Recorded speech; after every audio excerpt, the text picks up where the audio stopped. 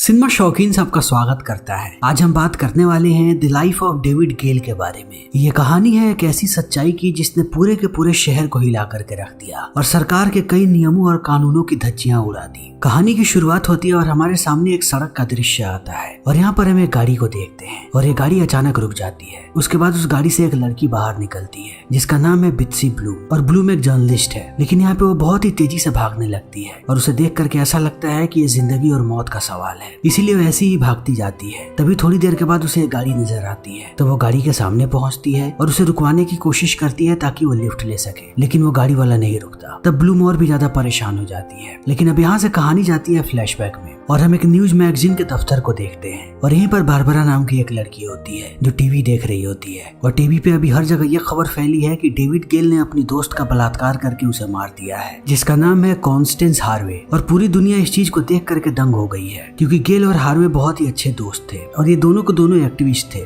जो capital punishment के खिलाफ हमेशा ही आवाज उठाते थे। लेकिन आज गेल पे बलात्कार और मर्डर का चार्ज लगा है, इसीलिए उसे सजाए मौत दी जाएगी। और गेल और हार्वे हमेशा इसी के खिलाफ लड़ते थे कि किसी को भी सजाए मौत नहीं दी जानी चाहिए क्योंकि कोई नहीं जानता कि कौन बेगुनाह है। तभी ब्लूम पहुंचती है अपने दफ्तर में और बारबरा उसे बताती है कि गेल के लॉयर ने हमसे बात की है और वो चाहता है कि तुम गेल का इंटरव्यू लो और गेल तुम्हें पूरी की पूरी कहानी बताएगा। तब इस बात को सुनने के बाद ब्लूम परेशान हो जाती है और कहती है कि आखिर उन लोगों ने मुझे ही क्यों चुना है। तब बारबरा कहती है कि ये बात किसी को पता नहीं, इसीलिए ब्लूम पहुंचती है अपने बॉस के पास। तब उसका बॉस कहता है कि ये केस मैं तुम्हें दे रहा हूँ, लेकिन थोड़े ही दिनों में गेल को मौत की सजा होने वाली है, लेकिन उससे पहले तुम उससे 3 बार मिल पाओगी और 3 बार में तुम्हें पूरी की पूरी कहानी जाननी है। लेकिन इस केस में हम तुम्हें अकेला नहीं छोड़ सकते, इसीलिए हम तुम्हारे साथ एक इंटर्न को भेज रहे हैं। तब इस बात को सुनने के बाद ब्लूम परेशान हो जाती है और कहती है कि आपको पता है कि मैं अकेला काम करती हूँ। तब उसका बॉस कहता है कि बिल्कुल भी पॉसिबल नहीं है, अगर तुम्हें इस केस पे काम करना है तब तुम्हें इंटर्न को अपने साथ रखना पड़ेगा। इसीलिए ब्लूम के साथ उसका इंटर्न जाता है जिसका नाम है जैक। तब ब्लूम उसे बताती है कि वो गेल के पूरे केस को देख रही है और उसे लगता है कि अब गेल को सजाए मौत होने वाली है क्योंकि सारे के सारे सबूत उसके खिलाफ हैं और उसे कोई भी नहीं बचा सकता। जिस तरीके से हार्वे की मौत हुई है वहाँ पे हर जगह गेल के फिंगरप्रिंट्स मिले हैं और उसके साथ साथ हार्वे के शरीर के अंदर उसके सीमेंस भी मिले हैं, जिससे ये प्रूफ होता है कि उसने हार्वे का बलात्कार भी किया था। तभी ब्लूम देखती है कि उसके गाड़ी का पेट्रोल खत्म हो रहा है, इसीलिए वो गाड़ी रोक देती है और जैक कहता है कि उसे वॉशरूम जाना है, इसीलिए जैक वॉशरूम चला जाता है। तभी ब्लूम के सामने आकर के एक गाड़ी रुकती है जिसमें एक आदमी बैठा होता है जिसने काउबॉय हैट पहन रखा है और अब वो ब्लूम को ही घूर रहा होता है, इसीलिए ब्लूम डर जाती है। लेकिन जैसे ही जैक बाहर आता है वो आदमी यहाँ से चला जाता है। लेकिन अब ये दोनों सुबह होते होते पहुंचते हैं जेल और ये वही जेल है जहाँ पे गेल को रखा गया है। तब वो लोग इस जेल के इंचार्ज से मिलते हैं और वो इनको नियम कानून बताने लगता है और उसे भेजता है अंदर। तब ब्लूम की मुलाकात होती है यहाँ पे गेल के लॉयर से जिसका नाम है ब्रेक्सटन और हमें पता लगता है कि ब्रेक्सटन ने ही ब्लूम को चुना था। लेकिन अब ब्रेक्सटन यहाँ से चला जाता है और ब्लूम की मुलाकात होती है गेल से। तब ब्लूम सबसे पहला सवाल पूछती है कि आपने मुझे ही क्यों चुना। तब गेल कहता है क्योंकि मैं चाहता हूँ कि दुनिया मुझे याद रखे उन कामों के लिए जो मैंने किया है, ना कि जिसका मेरे पे आरोप लगाया गया है और जिसके लिए मुझे 4 दिन के बाद सजाए मौत दी जाने वाली है। और मुझे भरोसा है कि तुम मेरी सच्ची कहानी दुनिया के सामने लाओगी और सबको पता लगेगा कि सच्चाई क्या है। और इतने कहने के बाद अब गेल अपनी कहानी बताने लगता है कि वो यहाँ के ऑस्टिन यूनिवर्सिटी में फिलोसफी का प्रोफेसर था, लेकिन एक दिन जब वो क्लास ले रहा था तभी उसके पास उसकी एक स्टूडेंट आई जिसका नाम है बर्लिन और बर्लिन को पढ़ाई में कोई भी रुचि नहीं थी, इसलिए वो गई गेल के पास और उसने उससे कहा कि अगर वो उसे पास करवा दे तब वो उसके लिए कुछ भी करने को तैयार है। तब इन बातों को सुनने के बाद गेल बर्लिन के पास जाता है और कहता है कि क्या तुम कुछ भी करने को तैयार हो? अगर तुम कुछ भी करने को तैयार हो तब तुम पढ़ाई करो। और इतना कहने के बाद गेल वहाँ से चला गया, लेकिन बर्लिन की नजर अभी भी गेल पे है। फिर यहाँ से निकलने के बाद गेल जाता है एक पार्टी में और इस पार्टी में इस कॉलेज के सारे स्टूडेंट्स होते हैं और सारे लोग बहुत ही ज्यादा शराब पी लेते हैं और हर जगह लोग नाच गा रहे होते हैं। तभी यहाँ पर हम बर्लिन को भी देखते हैं, वो भी नशे में होती है और उसके साथ साथ गेल भी नशे में होता है। तब ये सारे लोग अपनी अपनी कहानियां बताने लगते हैं, लेकिन इसी बीच गेल कहता है कि वो बाथरूम जा रहा है, इसीलिए वो बाथरूम की तरफ जाने लगता है। लेकिन बर्लिन भी उसके पीछे पीछे आती है और जैसे ही गेल बाथरूम के अंदर जाता है बर्लिन आकर के दरवाजा बंद कर लेती है। तब गेल उसे रोकने की कोशिश करता है और कहता है कि तुम क्या कर रही हो। तब वो कहती है कि ये कभी भी मेरे एग्जाम्स के बारे में नहीं था और मैं कभी भी नहीं चाहती थी कि तुम मुझे पास करवाओ, मैं बस इतना चाहती थी कि तुम मेरे करीब आओ, इसीलिए अब मैं तुम्हारे करीब आना चाहती हूँ। तब इन बातों को सुनने के बाद यहाँ पे गेल भी बहक जाता है और ये दोनों इंटीमेट होने लगते हैं। लगते हैं। तब बर्लिन उसे कहती है कि मुझे बहुत ही रफ चीजें पसंद है, इसीलिए मैं चाहती हूँ कि तुम मुझे काटो। फिर ये दोनों ऐसे ही इंटीमेट होते रहते हैं, लेकिन अब ये चीज गेल के दिमाग में घूमने लगती है। इसीलिए अगले दिन जब वो अपने दोस्त हार्वे से मिलता है तब वो बताती है कि उन्हें फिर से प्रोटेस्ट पे जाना है और उसे एक न्यूज डिबेट पर भी जाना है, जहाँ पे वो कैपिटल पनिशमेंट के बारे में बात करेगा, यानी सजाए मौत के बारे में, कि ये कितना गलत है। लेकिन गेल यहाँ पे खोया रहता है। तब हार्वे उससे पूछती है कि तुम ऐसे क्यों खोए हुए हो। तब गेल उसे बता देता है कि वो एक लड़की के साथ लास्ट नाइट इंटीमेट हुआ था जब वो नशे में धुत था तब, और वो यहाँ पे हार्वे को बर्लिन का नाम भी बता देता है। तब ये लोग जाते हैं न्यूज डिबेट पे और यहाँ पे गेल के सामने होता है गवर्नर ऑफ टेक्सास। फिर इनकी डिबेट की शुरुआत हो जाती है और गेल यहाँ पे एक के बाद एक तर्क देता है कि सजाए मौत देना कितनी गलत चीज है और कितने सारे बेगुनाह लोगों को मारा गया है, और वो एक के बाद एक ऐसे ही तर्क देते जाता है। तब गवर्नर उससे पूछते हैं कि तुम मुझे एक बेगुनाह आदमी का नाम बताओ जिसे सजाए मौत दिया गया हो और बाद में ये चीज प्रूफ हो गई हो कि वो बेगुनाह था। तब इन बातों को सुनने के बाद यहाँ पे गेल चुप हो जाता है और वो और हार्वे बाहर जाने लगते हैं। तभी पुलिस वाले उनके पास आते हैं और वो गेल को कहते हैं कि आपको गिरफ्तार किया जाता है क्योंकि बर्लिन ने आप पे बलात्कार का आरोप लगाया है। लेकिन अब यहाँ से कहानी फिर से वर्तमान समय में चली आती है और आज की मीटिंग का दिन खत्म हो जाता है। लेकिन जाते जाते गेल ब्लूम से कहता है कि ये सब कुछ बर्लिन का सेटअप था, उसने जानबूझ के मुझे फंसाया था। और अब ब्लूम यहाँ से निकल जाती है। फिर वो जैक से बातें करती है और यहाँ पे हमें पता लगता है कि बर्लिन शहर से गायब हो गई थी, इसीलिए पुलिस वालों को पुख्ता सबूत नहीं मिला और उसके बाद उन लोगों ने गेल को छोड़ दिया था। लेकिन इस केस के बारे में और जानकारी हासिल करने के लिए अब ये लोग उस जगह पे जाते हैं जहाँ पे हार्वे की मृत्यु हुई थी और घर के अंदर जाने के बाद वो सारी चीजों को देखने लगते हैं। तब यहाँ पे जैक और ब्लूम को शक होने लगता है गेल पे कि उसने ही हार्वे को मारा है। इसीलिए अगले दिन ब्लूम फिर से पहुंचती है गेल के पास और वो उससे और सवाल जवाब करने लगती है। तब गेल कहता है कि हार्वे के मर्डर केस में किसी ने मुझे जानबूझ के फंसाया है, क्योंकि उनका कहना है कि पहले हार्वे का बलात्कार हुआ था और फिर हार्वे का किसी ने गला घोट के मार दिया और उसके हाथों में हथकड़ी लगी थी, जिस हथकड़ी की चाबी को उसने पहले ही निगल लिया था और ऐसा मैंने अपनी एक किताब में लिखा था। इसीलिए सबका शक मेरे ऊपर जा रहा है। लेकिन सबको इस बात को सुनना चाहिए कि मैं एक एक्टिविस्ट था जो कैपिटल पनिशमेंट के खिलाफ लड़ रहा था, लेकिन आज खुद मुझे वही पनिशमेंट मिलने वाली है। तब इन बातों को सुनने के बाद ब्लूम कहती है कि अगर तुम बेगुनाह हो तो तुम्हें क्या लगता है कि ब्लूम को किसने मारा है। तब गेल कहता है कि तुम्हें इस बात का पता लगाना है और तुम ही मेरी आखिरी उम्मीद हो जो दुनिया के सामने इस सच्चाई को लाएगी कि मैं बेगुनाह हूँ। मैं मरने से नहीं डरता, मेरी क्या सजा होगी इससे मुझे कोई फर्क नहीं पड़ता, लेकिन मैं चाहता हूँ कि लोगों को सच्चाई का पता लगे। मेरा एक बेटा है और मैं चाहता हूँ कि उसे भी इस बात का पता लगे कि उसके पिता कोई भी मुजरिम नहीं थे। और अब यहाँ से कहानी जाती है फिर से फ्लैशबैक में। बर्लिन के आरोप के बाद गेल की पत्नी उसे छोड़ करके चली गई और वो उसके बेटे को भी ले गई और फिर उसने तलाक की मांग की। फिर गेल को उसके यूनिवर्सिटी से भी निकाल दिया गया और जितने भी एक्टिविस्ट लोगों के साथ वो काम करता था वो संस्था भी नहीं चाहती कि अब गेल उनके साथ रहे। इसीलिए गेल ने बहुत सारे अलग यूनिवर्सिटी में अप्लाई किया नौकरी के लिए, लेकिन वहां से भी उसे रिजेक्ट कर दिया गया। इसीलिए अब गेल धीरे धीरे डिप्रेशन में जाने लगा और वो शराबी बन गया। वो दिन भर शराब के नशे में धुत रहता था, लेकिन धीरे धीरे उसे एहसास हुआ कि वो गलत कर रहा है। इसीलिए उसने फिर से नौकरी ढूंढना शुरू किया। तब उसे एक संस्था में काम मिला। तब उसने सबसे पहले ये गुड न्यूज बताई हार्वे को और हार्वे उसके लिए बहुत खुश थी। इसीलिए दोनों एक साथ काम करने लगे और ये एक ही ऑफिस में काम करते थे। तब एक दिन गेल को फिर से पता लगा कि इसे लोग हटा रहे हैं, क्योंकि सबको धीरे धीरे पता लग रहा है कि गेल ने क्या किया था। इसीलिए गेल एक बार फिर से गुस्सा होकर के यहाँ से चला जाता है। लेकिन थोड़े समय के बाद वो फिर से वापस आता है हार्वे के पास और उसके घर में अपनी सारी की सारी प्रॉब्लम्स बताने लगता है कि वो इतना परेशान क्यों है। तभी इन्हीं बातों के बीच वो देखता है कि हार्वे गिर करके बेहोश हो गई है। इसीलिए वो उसे लेकर के पहुंचता है हॉस्पिटल। तब उसे पता लगता है कि हार्वे को ल्यूकेमिया बीमारी है और अगले 3 महीने में उसकी मौत होने वाली है। इसीलिए इस बात को सुनने के बाद गेल बहुत ही ज्यादा परेशान हो जाता है, क्योंकि हार्वे के अलावा उसकी जिंदगी में अभी कोई भी नहीं है और वो समझ नहीं पाता है कि हार्वे ने उसे सच्चाई क्यों नहीं बताई। इसीलिए अब गेल इन बातों को याद करके भी रोने लगता है और इसी के साथ इनका दूसरा इंटरव्यू भी खत्म हो जाता है और ब्लूम वापस जाने लगती है अपने मोटेल। लेकिन जब वो अपने मोटेल के दरवाजे पे पहुंचती है तब वो देखती है कि उसका दरवाजा पहले से ही खुला हुआ है। इसीलिए वो अंदर जाती है और अंदर जाने के बाद उसे एक टेप मिलता है जिसपे उसका नाम लिखा होता है। तब इन चीजों को देखने के बाद ब्लूम चौंक जाती है, लेकिन वो टेप को तुरंत लगाती है टीवी में ताकि देखे कि उसके अंदर क्या है। फिर जैसे ही वीडियो प्ले होता है इसमें वो हार्वे को मरता हुआ देखते हैं और इस चीज को देखने के बाद अब ब्लूम और भी ज्यादा टूटने लगती है, क्योंकि ये मंजर बहुत ही भयानक होता है। फिर वो केस को और भी गहराई से देखने लगती है, लेकिन इस बीच ये लोग बार बार नोटिस करते हैं कि वो काउबॉय इनका पीछा कर रहा है और वो हर जगह इनके साथ होता है। इसीलिए ब्लूम परेशान होने लगती है और वो अपने अगले मीटिंग में ये बात बताती है गेल को। तब गेल कहता है कि उसका नाम डस्टी राइट है और वो भी एक एक्टिविस्ट है और हमारे साथ काम करता था। और वो फिर से बताने लगता है कि हॉस्पिटल से वापस आने के बाद उसने और हार्वे दोनों ने फिर से काम करना शुरू कर दिया और वो जगह जगह मोर्चा निकालते थे सरकार के खिलाफ और हम धीरे धीरे करीब आने लगे थे।